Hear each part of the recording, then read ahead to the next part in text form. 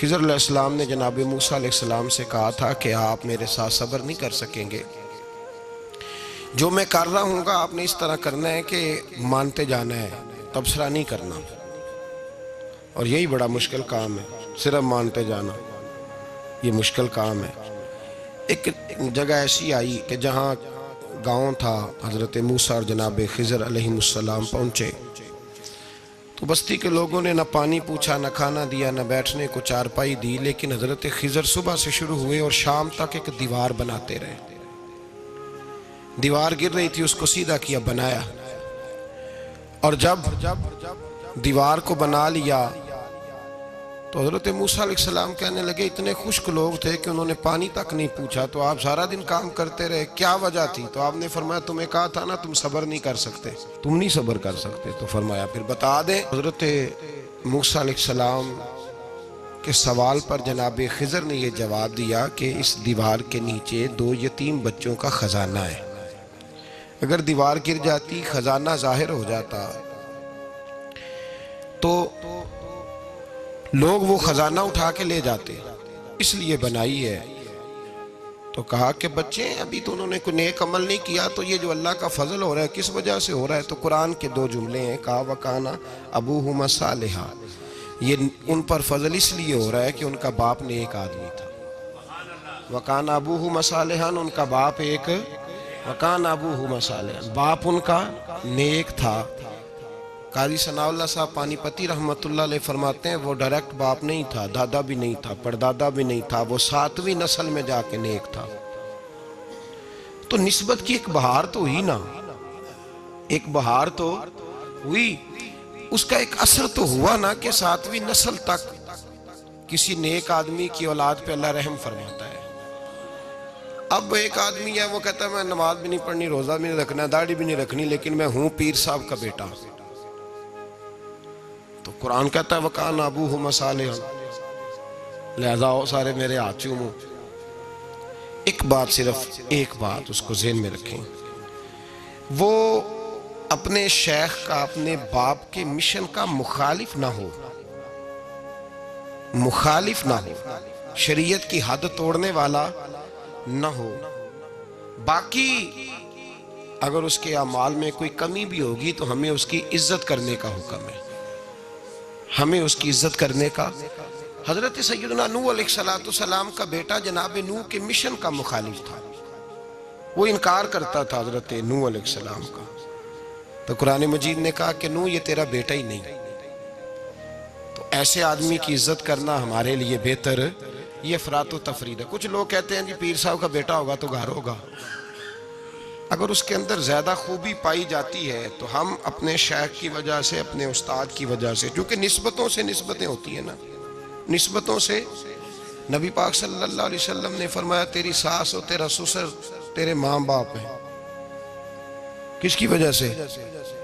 جی بیوی کی وجہ سے۔ کس کی وجہ سے؟ چاہے ان کے ساتھ ایک رات انسان ایک مکان میں ایک رات بھی نہ گزری ہو، چاہے ایک دن بھی کھانے پہ کٹھے نہ ہوئے ہوں کوئی، تو کس وجہ سے ماں باپ ہو گئے؟ یعنی نسبت کی وجہ سے۔ نسبت اس کا ایک اثر ہے، اس کی ایک حیثیت ہے دین میں، نسبت کا احترام کیا جائے گا، نسبت کا ادب کیا جائے گا۔ نسبت سے اعلیٰ حضرت فاضل بریلوی رحمت اللہ تعالیٰ علیہ سے کسی نے مسئلہ پوچھا کہ جناب مسجد کی کوئی چیز ہے تو اگر ہم وہ بیچیں، فالتو ہو گئی یا اضافی ہے تو بیچ سکتے ہیں؟ تو اعلیٰ حضرت نے فرمایا بیچ تو سکتے ہو، پر شرط یہ ہے کہ جس کو بیچو اس کو کہو کہ کسی غلط جگہ اور تو ناپاک جگہ استعمال نہیں کرے گا، مسجد کی چیز ہے پاک جگہ استعمال کرے گا۔ اس لیے کہ مسجد، اچھا جب وہ آئی تھی کارخانے سے تب تو ساری ایک جگہ بنی ہوئی تھی، اب مسجد سے لگ کے گئی ہے تو اب اس کی نسبت بڑھ گئی ہے۔ تو یاد رکھیں ہمارے صوفیاء جو کہتے ہیں نا استاد کے پوتے کا بھی ادب کرنا ہے، نواسے کا بھی ادب کرنا ہے، بیٹے کا بھی ادب کرنا ہے، صرف ایک بات یاد رکھیں اگر وہ مشن کا مخالف ہے، ان کی تعلیمات کا مخالف ہے، ان کی تعلیمات پہ چلتا نہیں، تو پھر تو آپ اس سے اعراض برتیں گے۔ بلکہ یہاں بھی 2 باتیں لکھی ہمارے صوفیاء نے، کہتے ہیں کیا کہ مخالفت نہیں کرتا لیکن پورا عمل بھی نہیں کرتا، تو آپ اس طرح کریں اسے رہنما نہ مانیں لیکن عزت اس کی بھی کریں۔ عزت، وہ مخالفت نہیں کرتا لیکن پورا عمل بھی سمجھ لیں اس پہ وسوسے طاری ہیں، دنیا دار ہو گیا ہے، شیطان کے ہتھے چڑھ گیا ہے، لیکن اس کی عزت پھر بھی کریں، کیوں کریں؟ تو پیر سید مراتب علی شاہ صاحب رحمۃ اللہ علیہ سے میں نے پوچھا، میں نے کہا شاہ جی کیوں کریں؟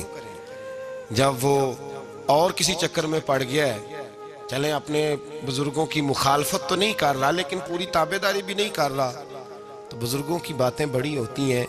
استاد گرامی حضرت شاہ صاحب رحمۃ اللہ علیہ فرمانے لگے، بھائی قرآن مجید کا صفحہ اگر کبھی کیچڑ میں لگ جائے نا، اس کو کیچڑ، تو اس پہ پیر رکھ کے نہیں گزرنا چاہیے، سمجھنا چاہیے حالات ایسے پیدا ہو گئے کہ کیچڑ لگ گیا ہے، اس کا حق یہی بنتا ہے کہ اسے اٹھایا بھی جائے، دھویا بھی جائے اور اونچی جگہ پہ رکھا بھی جائے، اس کا ادب کیا جائے۔ تو میرے بھائی یاد رکھیں، اگر ایسے لوگ جو بزرگوں کی اولاد ہیں، اگر وہ مخالفت نہیں کر رہے، مشن کی مخالفت، اگر وہ مخالفت نہیں کر رہے، پھر ان کی دو حیثیتیں ہیں، یہاں تو وہ پوری تابعداری کریں تو پورے سلوٹ کے حقدار ہیں، پھر تو شیخ کا بیٹا ہی نہیں، وہ شیخ کہلائے گا، وہ اسی مسند پہ اسے دیکھنا چاہیے جس مسند پر اپنے شیخ کو دیکھتا تھا، اس لیے کہ میرے مصطفیٰ کریم سید عالم صلی اللہ تعالیٰ علیہ وسلم کے پیارے محبوب ہیں مولا علی شیر خدا رضی اللہ تعالیٰ عنہ۔ تو حضرت علی نے اپنے بعد ڈائریکٹ اپنے بیٹے کو خلافت دی، امام حسن کو بٹھایا۔ تو لوگ کہتے ہیں کہ جس وقت امام حسن امور خلافت چلانے کے لیے بیٹھے، 6 مہینے خلافت فرمائی ہے امام حسن نے بھی، تو فرماتے ہیں جب وہ بولتے تھے تو لگتا تھا اپنا انداز بھول گئے ہیں، مولا علی کا اپنا لیا ہے، ان کا اٹھنا بیٹھنا چلنا پھرنا بالکل عین حضرت شیر خدا کی طرح تھا۔ تو اگر تو وہ مشن پہ چل رہا ہے تو اس نظر سے دیکھیں، اور اگر نہیں بھی چل رہا، مخالفت نہیں کر رہا، تو پھر بھی وہ قابل احترام اور اس کا احترام کیا جائے گا۔ احترام کیوں بھلا؟ اس لیے کہ جہاں سے خیر ملی ہوتی ہے نا، بندہ ان کی نسلوں کا بھی خادم ہوتا ہے، کیونکہ اصلہ نال یہ نیکی کریے تو نسلاں تاک وہ نہیں بولتے، تو بندہ خادم ہوتا ہے نسلوں کا بھی خادم ہوتا ہے، اور یہ کام کر کے دکھایا ہمیں صحابہ نے، کر کے دکھایا۔ حضرت سیدنا امام حسین رضی اللہ تعالیٰ عنہ گھوڑے پہ تشریف فرما تھے، اب تو بڑا برا حال ہے، لوگ صحابہ کو برا کہتے ہیں اہل بیت کا نام لے کے، میں کہتا ہوں ہمیں تو اہل بیت سے پیار کرنا ہی صحابہ نے سکھایا ہے، انہوں نے بتایا ادب کیا ہے۔ اور صاحب طبقات، حالانکہ ان کا انداز بڑا محققانہ ہے، بڑی جان پھٹک کے بعد وہ چیزوں کو لاتے ہیں، وہ فرماتے ہیں کہ حضرت امام حسین کالی سیاہ داڑھی تھی، کوئی بال سفید نہیں تھا، جناب ابو ہریرہ بوڑھے آدمی تھے، ضعیف، شاگردوں کا حلقہ تھا، جیسے آپ بیٹھے ہوئے ہیں سامنے تو میں واز کر رہا ہوں تو سامنے سے امام حسین تشریف لائے، آپ ایک جگہ بیٹھ کے حدیثیں بیان کر رہے تھے، امام حسین آئے تو تازی بارش ہوئی تھی مدینے میں، تازی چھوٹے چھوٹے حوض پانی کے بنے ہوئے تھے، چھوٹے چھوٹے جو گہری جگہ ہوتی ہیں نا، پانی بھر جاتا ہے، تو حضرت امام حسین جیسے ہی زمین پہ پیر رکھا تو پانی کے حوض میں آپ کا پیر چلا گیا، کیچڑ لگ گئی، شاگردوں اور مریدوں میں سے اٹھ کے کسی کی دستبوسی کرنا خاصا مشکل ہوتا ہے۔ حضرت سیدنا ابو ہریرہ رضی اللہ تعالیٰ عنہ دیکھ رہے تھے، جو ادھر لوگ بیٹھے تھے وہ نہیں دیکھ رہے تھے، حضرت ابو ہریرہ دیکھ رہے تھے، وہ اٹھے دوڑے گئے اور پھر جا کے اپنے سر سے پگڑی کھولی، اور پھر امام حسین کا پیر جیسے ہی صاف کیا تو امام حسین نے پیچھے کیا، کہا حضور آپ بوڑھے ہیں، میں جوان ہوں، تم آپ میرے لیے عزت کے قابل ہیں، میرے نانا جان کے آپ غلام ہیں، یہ آپ کیا کر رہے ہیں؟ سیدنا ابو ہریرہ رضی اللہ تعالیٰ انہوں نے پیر چھوڑا نہیں، زور سے پکڑ لیا، رونے لگے، کہنے لگے حسین تجھے نہیں دیکھ رہا، میں تو محمد عربی کی نسبت کو دیکھ رہا ہوں۔ تو میرے عزیز یاد رکھیں اس بات کو کہ نسبت ایک حسن ہے، نسبت ایک توانائی ہے، نسبت ایک وقار ہے، نسبت کی قدر کریں۔ اگر اہل اللہ کی کوئی اولاد ہے، حضرت عمر فاروق رضی اللہ تعالیٰ عنہ سیدھے 2 + 2 کے قائل تھے، کوئی چکر ہی نہیں، بس جو مانتا ہے ٹھیک ہے، نہیں مانتا تو ڈنڈا منگاؤ، سیدھی زندگی تھی، لیکن نسبت پر، پیار پر، خلوص پر، وفا پر حضرت عمر کا بھی کوئی سمجھوتا نہیں۔ امام اعظم ابو حنیفہ رحمت اللہ علیہ، امام صاحب سے سند لینے کے لیے لوگ ہزاروں میل کا سفر کرتے تھے، ہزاروں میل کا۔ اب تو پرائمری ٹیچر بیچارہ جا رہا ہو نا سائیکل پہ تو اس کا شاگرد لینڈ کروزر پہ گزرتا ہے تو کئی دفعہ استاد پہ دھواں چھوڑ جاتی ہے اس کی گاڑی، اسے پتہ ہی نہیں کہ کتنی قدر والے معاملات ہیں یہ۔ حضرت سیدنا امام اعظم لاکھوں لوگ کروڑوں لوگ آج بھی ان کی تقلید کرتے ہیں. امام صاحب کا قول دنیا میں حجت کے طور پہ مانا جاتا ہے. آپ کے شاگرد کہتے ہیں ایک باغ میں بیٹھ کر ہم کچھ لکھ رہے تھے, بہت ساری کتابیں بکھری ہوئی ہیں چاروں جانب. جب آدمی تحریر کرتا ہے نا, جو مصنف کتابیں لکھنے والے ہیں, وہ دنگل کا سما ہوتا ہے, ادھر چیز بکھری ہے, کوئی ادھر چیز بکھری ہے, بڑے ان کے معاملات سخت ہو جاتے ہیں. تو کہتے ہیں کہ بڑا بکھرا ہوا سامان تھا, ہم ایک باغ میں بیٹھے تھے, کھلی فضا میں کام ہو رہا تھا. تو بعضوں کا شاگرد بھی بٹھائے جاتے ہیں, حوالے ڈھونڈو تو بخاری دیکھ, تو مسلم دیکھ, بٹھائے جاتے ہیں ساتھ. شاگرد بھی بیٹھے ہوئے تھے.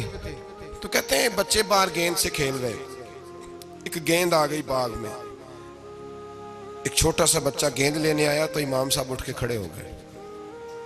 بچہ گیند لے کے چلا گیا. اب بچے کھیلتے ہیں تو کتنی دفعہ گیند آئے گی, پھر دوبارہ وہ گیند آ گئی, وہی بچہ پھر آیا, شاید اس کی ڈیوٹی یہ تھی. وہ جب دوبارہ آیا تو امام اعظم پھر کھڑے ہو گئے. وہ تیسری دفعہ آیا تو امام صاحب پھر کھڑے ہو گئے. اب شاگرد بیچارے اکتا گئے کہ ہم اتنی مشکل سے نوٹ سیدھے کرتے ہیں, بابا اٹھتا ہے تو کتابیں پھر بکھر جاتی. 3-4 دفعہ ہوا تو ایک شاگرد کہنے لگے حضور بس بھی کریں گے تو 100 دفعہ آئے گا, تو آپ بوڑھے آدمی ہیں, گھٹنوں میں درد بھی, آپ 100 دفعہ کھڑے ہوں گے.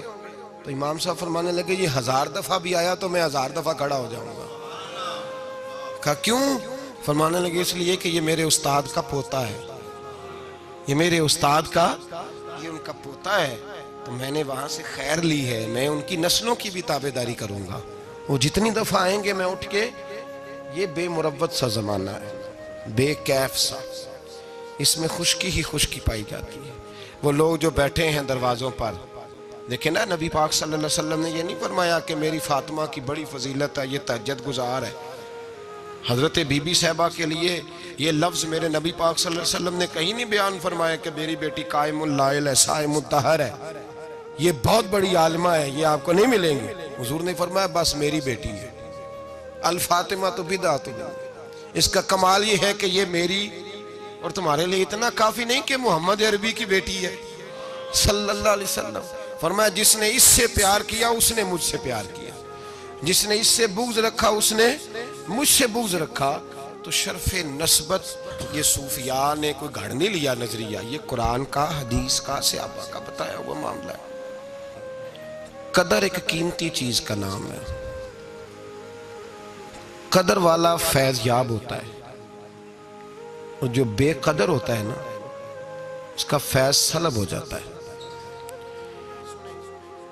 جس نے سمجھ لیا نا کہ فلاں چیز میری رینج میں ہے, میں جب چاہوں جیسا چاہوں ویسا ہو جائے گا, وہ گیا.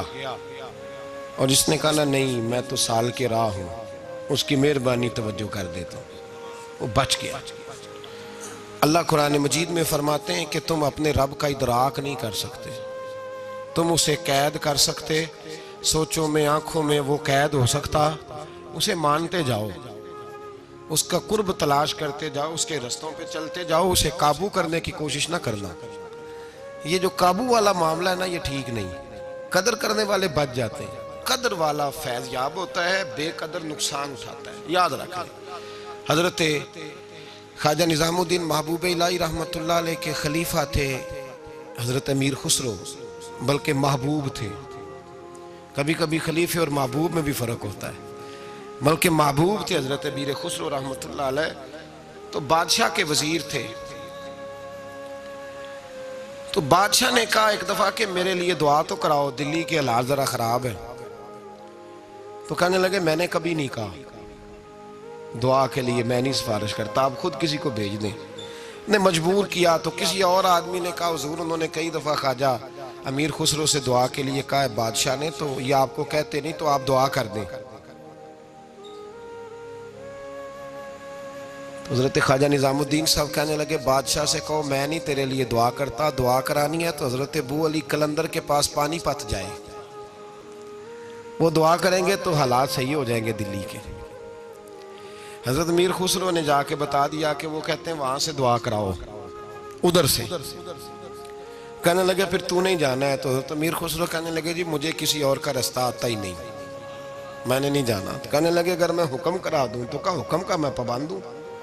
حکم ہو گیا, حضرت خواجہ نظام الدین صاحب کی طرف سے کہ جاؤ پانی پت. حضرت امیر خسرو گئے حضرت بو علی قلندر کے پاس, ان سے جا کے دعا کرائی. پانی پت بڑی دور ہے دلی سے. دعا کرائی تو کہا بادشاہ سے کہنا حالات صحیح ہو جائیں گے, اور جب صحیح ہو جائے نا تو پھر میرے پاس آئے, صحیح ہو جائیں. دعا کی تو اگلے دن ہی معاملات بہتر ہونے لگے. ایک ہفتے میں سب چیزیں بادشاہ کے کنٹرول میں آ گئیں. گھوڑے پہ بیٹھا, مٹھائی لی, پھل لیے, پانی پت گیا. حضرت سے جا کے کہا حضور میں حاضر ہوں, کیا بتانا تھا آپ نے؟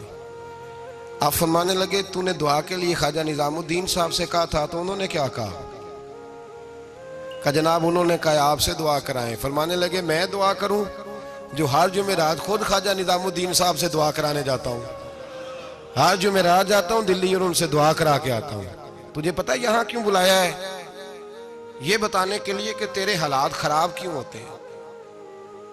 کہ حضور کیوں ہوتے ہیں؟ فرمانے لگے تیرے حالات اس لیے خراب ہوتے ہیں کہ تو حضرت خواجہ نظام الدین صاحب کی قدر نہیں کرتا. ان کی قدر شروع کر دے, میرا وعدہ ہے تیرے حالات صحیح ہو جائیں گے. انہیں قدر چھوڑ دی ہے رب کریم کے بندے کی. تیری بغل میں رہتے ہیں نا, ساتھ ہوتے ہیں, تو کہتا ہے وہ تو میری رینج میں ہے, مسئلہ ہی کوئی نہیں, تیرے پاس ہوتے ہیں. اور فرمایا انہوں نے وہ دعا کرتے تو اللہ تیرے پہ بڑا فضل کرتا. انہوں نے میرے پاس تجھے بھیجا ہی اس لیے تاکہ تجھے ذرا قدر پتہ چلے کہ اللہ والوں کی کوئی قدر بھی ہوتی ہے.